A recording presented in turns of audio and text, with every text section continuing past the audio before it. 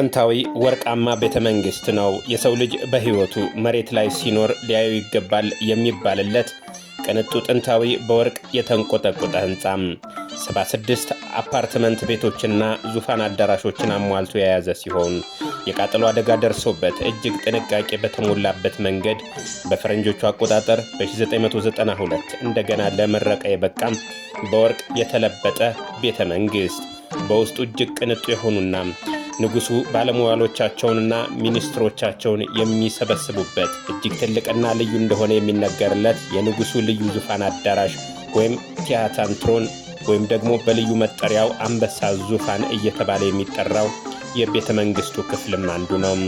ላይን በሚያንጸባርቅ የወርቅ ቋሚዎች ያማረው ይህ ዙፋን በርካታ የዓለም ጎብኚዎች ለጉብኝት ሄደው ለማየት የሚጓጉለት ነው። ካምባውዛ ታዲ ቤተ መንግስት ተብሎ ይጠራል። በሀገሪቱ ሌሎች አብያተ መንግስታት ቢኖሩም ይህ እጅግ ልዩ ነው። በቀድሞዋ በርማ የአሁኗ ማይንማር ባጎ በተባለ አካባቢ የተገነባ ነው። የአሁኗን በርማ፣ ታይላንድና የተወሰነ የቻይና ክፍልን ያስተዳድሩ በነበሩትና በርካታ ነጭ ዝሆኖች እንደነበሯቸው በሚነገርላቸው በንጉስ ባይናውግ ትዕዛዝ እንደ አውሮፓውያኑ የጊዜ ቀመር በ1556 የተገነባ ወርቃማ ጥንታዊ ቤተ መንግስት ነው። ከ1.52 ስኩዌር ኪሎ ሜትር በላይ በሆነ ስፍራ ያረፈው ጥንታዊው ቤተ መንግስት የተሰራበት የወርቅ መጠን ትክክለኛ መረጃ ባይገለጽም በብዙ ሺህ ቶን እንደሚመዘን ይገመታል።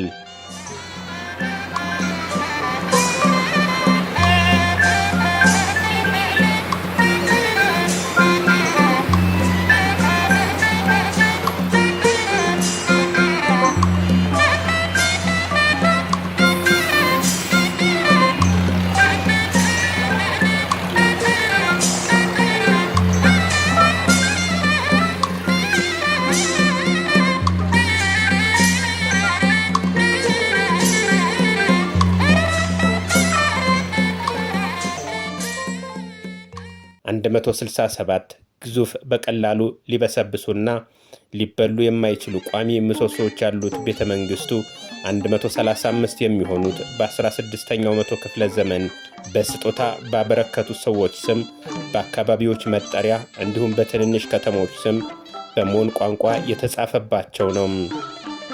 በወርቅ የተለበጡና እጅግ ግዙፍ የሆነውን የወርቅ ጣሪያም ደግፈው የያዙ ናቸው። የንጉሱ የወርቅ ዙፋንና የወቅቱን ሁኔታ የሚገልጹ ማስታወሻዎች፣ ታሪካዊ ጽሑፎችና መገለጫዎችም ለእይታ ክፍት ሆነው በሚሊዮን የሚቆጠሩ ጎብኚዎች ከመላው ዓለም ወደ በርማ ወይም የአሁኗ ማይንማር ሲያመሩ ሳያዩት አይመለሱም። ሌላኛውና በወርቅ ተንቆጥቁጦ የተሰራው የቤተ መንግስቱ አካል በሃማያርታና ዙፋን ወይም ንብ ዙፋን ሲሆን የንጉሱ የግል ጉዳዮች የተቀመጡበትና ለቤተሰብ ብቻ የሚታዩ ዕቃዎች የሚቀመጡበት እንዲሁም ልዩ መኝታ ቤትን የያዘ ነው። የቤቶቹ ጣሪያ በበርማ የቡድሃ ባህል መሰረት ከ3 እስከ 7 ደረጃ ወይም በተለምዶ ጎዶሎ ቁጥር ያለው ጣሪያ ይወደዳል።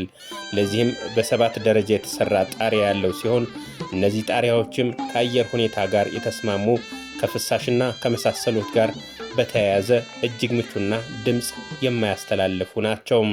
ይህ ወርቃማ ቤተ መንግስት በተለያየ ዲዛይን በወርቅ የተለበጡ 9 የንጉስ ዙፋኖች ያሉት ሲሆን የተለያዩ ምክንያቶችም እንዳሏቸው ይነገርላቸዋል። ከአንበሳ ዙፋን ውጪ ያሉት ግን አብዛኞቹ በእሳት ቃጠሎ ጉዳት እንደደረሰባቸው ሲነገር፣ በአሁኑ ወቅት በያንጎ ብሔራዊ ሚውዚየም ለእይታ ክፍት የሆነው ይኸው አንበሳ ዙፋን ነው። በዚሁ ቤተ መንግስት ከስረኛው ክፍል የሚገኘው ናዳውያ የተሰኘው የጥናትና ምርምር ሚውዚየምም የዚህን ወርቃማ ቤተ መንግስት ቁሳቁሶች ለእይታ ክፍት አድርጎ ያስጎበኛል።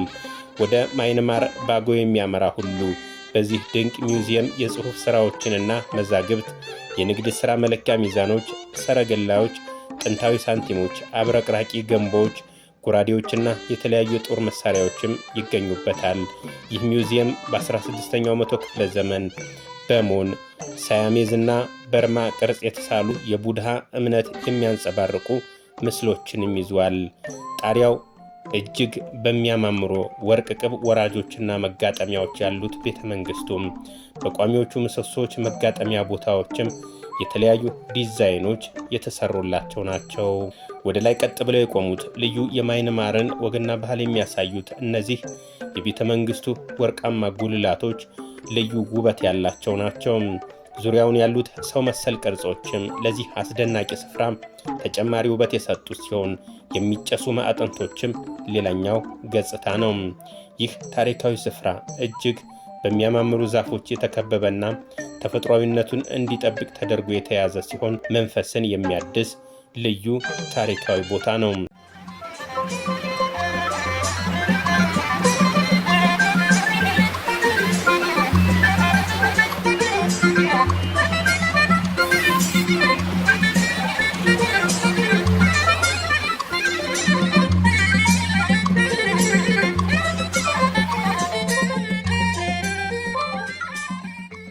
ይህ ታሪካዊ ቤተ መንግስት ከጥንታዊቷ ያጎን ከተማ ጋር የተሳሰረ ዋነኛው የቱሪዝም መዳረሻ ሀብቷ ነው። ለማይንማር በግቢው ውስጥ ጥንታዊ የመድፍ ቅርጾች የሚታዩ ሲሆን ይህ ቤተ መንግስት አስገራሚ የተባለለት የሀገሪቱ የጉብኝት ቦታ ነው። ከ40 በላይ እጅግ አስገራሚ የቱሪዝም መዳረሻ ስፍራዎች ባሏት የእስያዋ ማይንማር በርካታ በዩኔስኮ የተመዘገቡ ቅርሶችም እንዳሏት ይነገራል። ከ90 በመቶ በላይ ህዝቧ የቡድሂስት እምነት ተከታይ በሆነባት በዚች ሀገር ወደዚህ ቤተ መንግስት ለመግባት በባዶ እግር መራመድ እንደ ታላቅ ክብር የሚቆጠርና ሃይማኖታዊ ስነ ስርዓትም ነው።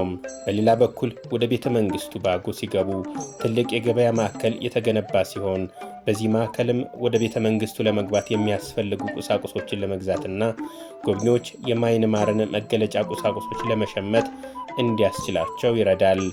በርካታ ስፍራዎች የቡድሂዝም ወርቃማ ቀለም ያላቸው የአምልኮ ስፍራዎች ወይም በጥቅል ስማቸው ፓጎዳስ የተገነቡባት በመሆኑ ማይንማር ወርቃማ መሬት ወይም ጎልደን ላንድ እስከ መባል ደርሳለች። ካምባውዛታዲ ቤተ መንግስት ወይም ወርቃማው ቤተ መንግስት በርካቶች የሚጎበኙት ስፍራ ሲሆን በጥቅምት ወር 2024 ብቻ በ10,000 የሚቆጠሩ ቱሪስቶች እንደጎበኙት መረጃዎች ያመለክታሉ። ማይንማር ጥንታዊ አብያተ መንግስታቷ ብቻ ሳይሆን በርዕሰ ከተማዋ ናይፒዳው የሚገኘው ቤተ መንግስትም ከሚያማምሩ አብያተ መንግስታት መካከል የሚጠቀስ ስለመሆኑ ይነሳል። በዛሬው ፕሮግራማችን ስለ ማይንማር ወርቃማው ቤተ መንግስት በትንሹም ቢሆን አነሳን። በሌላ ርዕስ እስከምንገናኝ ሰብስክራይብ፣ ላይክ እና ሼር ማድረጋችሁን እንዳትረሱ እያልን የዛሬውን አበቃን። ሰናይ ጊዜም